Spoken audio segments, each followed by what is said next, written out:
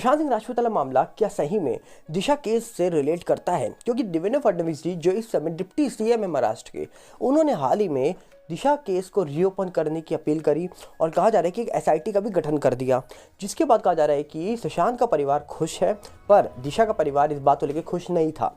पर दूसरी तरफ कहा जा रहा है कि जैसे ही खबर निकल के आती है कि दिशा केस रीओपन हो चुका है, एसआईटी गठन हो चुका है, तो उसी वक्त जो कई सालों से सुशांत सिंह राजपूत का फ्लैट रेंट पे नहीं चढ़ रहा था, कुछ ही वक्त के बाद ये खबर निकल के आती है कि सुशांत का फ्लैट अब रेंट पे चढ़ गया है। और अब अगर वो फ्लैट रेंट पे चढ़ जाता है तो क्या सुशांत केस की जो जांच अधूरी रह गई है या फिर अभी चल रही है, उसमें उस फ्लैट में दोबारा से इन्वेस्टिगेशन करने के लिए टीम जो सीबीआई हो, एनसीबी हो, ईडी हो, वो जा सकती है, उनको परमिशन मिलेगी? ये भी एक बहुत बड़ा सवाल बन चुका है। और वहीं पर सुशांत केस को लेकर आज उनके फैंस लगातार सवाल उठा रहे हैं और रूप कुमार शाह जो निकल के आए हैं, उनके आने के बाद अब कहीं ना कहीं सवाल उठ गया कि ये मामला सिंपल नहीं है और उन्होंने तो पैर टूटने की बात कर ली थी। और यहाँ तक कि सुशांत के फ्यूनरल पे कई अनोखे लोग दिखे थे जिनका कनेक्शन सुशांत के साथ बताया ही नहीं जा रहा था, पर हाँ जिनका कनेक्शन संजीव के साथ जरूर बताया जा रहा था।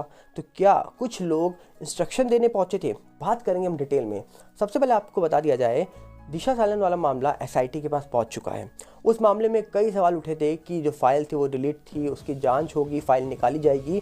पर कई यूट्यूबर्स अभी ये भी दावा कर रहे हैं कि देवेंद्र फडणवीस जी ने ये अपील भी कर दी है कि दिशा केस के बारे में किसी को भी कुछ सच पता है, कोई प्रूफ है किसी के पास, तो बिना डरे वो एसआईटी के पास जाके वो दे सकता है।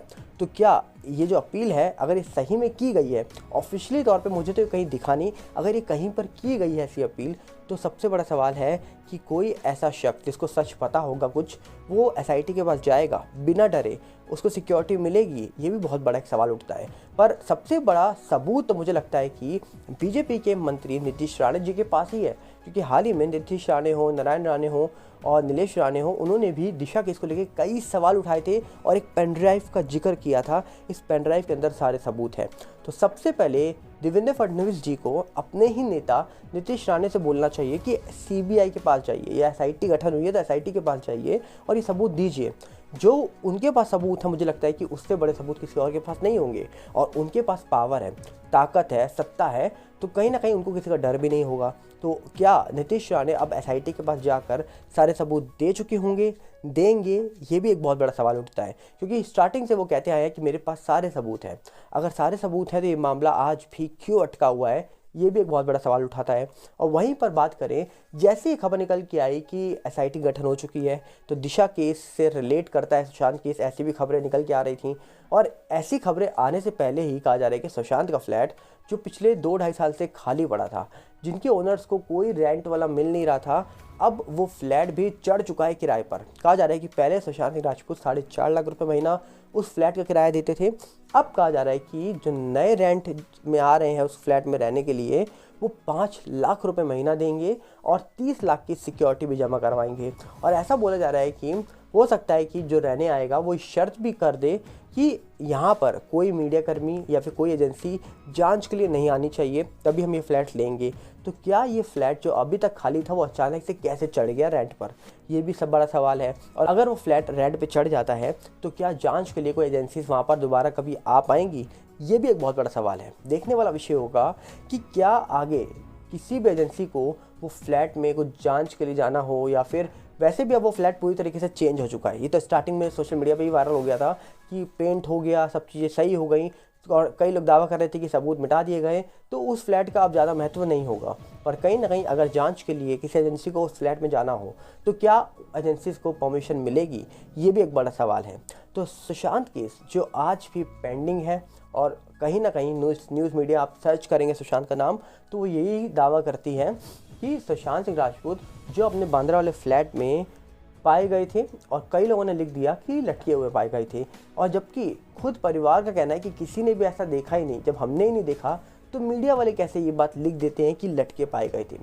तो कहीं ना कहीं सुशांत मामला बहुत सारे लोग हो सकते हैं कि दबा रहे हों, बहुत सारे लोग इसके पीछे हों जो नहीं चाहते कि सुशांत मामला दोबारा से एक्टिव हो जाए, दोबारा से खुल जाए। पर कहीं ना कहीं डिवाइन जस्टिस के नाम पर सुशांत सिंह राजपूत की ये परिवार जो है वो आज भी सुशांत को न्याय दिलाना चाहता है। सुशांत के लिए न्याय दिलाने में सिर्फ परिवार ही नहीं, सुशांत के फैंस आज भी एक्टिव हैं।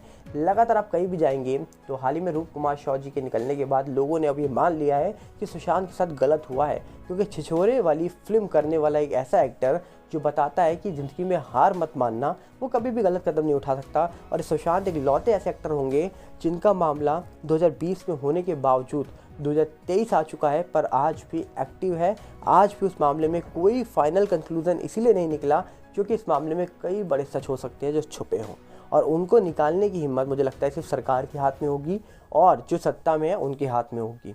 तो देखते हैं कि इस मामले में क्या बड़ा सच निकल के आएगा, और अगर इस मामले में कई बड़े लोग इंक्लूड हो सकते हैं, कई बड़े बड़े शख्स इस मामले में होंगे, तो क्या उनका नाम कभी सामने निकल के आएगा, ये भी एक बहुत बड़ा सवाल है। और ये सवाल लगातार जनता पूछ रही है, चाहे कोई न्यूज़ मीडिया में पूछ रहा हो, चाहे फिर लगातार यूट्यूब में पूछ रहा हो, और लगातार हम भी ये सवाल पूछ रहे हैं कि अगर इतने सारे बातें निकल के आ रही हैं तो क्यों सुशांत सिंह राजपूत वाले मामले में कोई बड़ी अपडेट नहीं निकल के आ रही, क्यों आखिरकार इस मामले में उन लोगों का नार्को टेस्ट नहीं होता जो उनके साथ उस घर पे उस दिन मौजूद थे।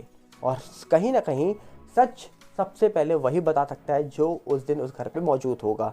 तो आखिरकार क्या कोई शख्स संदीप को इंस्ट्रक्शन दे रहा था, ऐसी बातें भी सोशल मीडिया पे बोली जा रही हैं।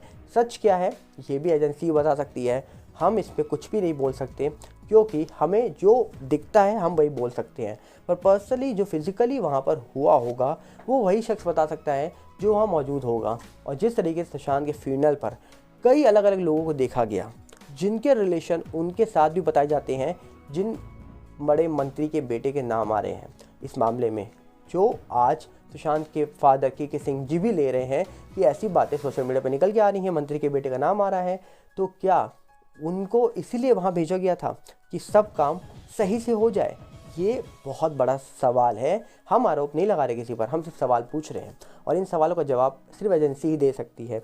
ना शायद आप दे पाएंगे ना हम दे पाएंगे, पर हमें जो दिख रहा है, जो हमने 2 साल में देखा है न्यूज़ मीडिया के माध्यम से, यूट्यूब के माध्यम से, ट्विटर के माध्यम से, सोशल मीडिया के माध्यम से, तो कहीं ना कहीं बहुत चीज़ें इस पूरे मामले में गड़बड़ दिखाई दी हैं, और जिनका सच अगर बाहर निकल के आएगा तभी देश की सरकार पर लोग भरोसा कर पाएंगे, तभी एजेंसीज पर लोग भरोसा कर पाएंगे।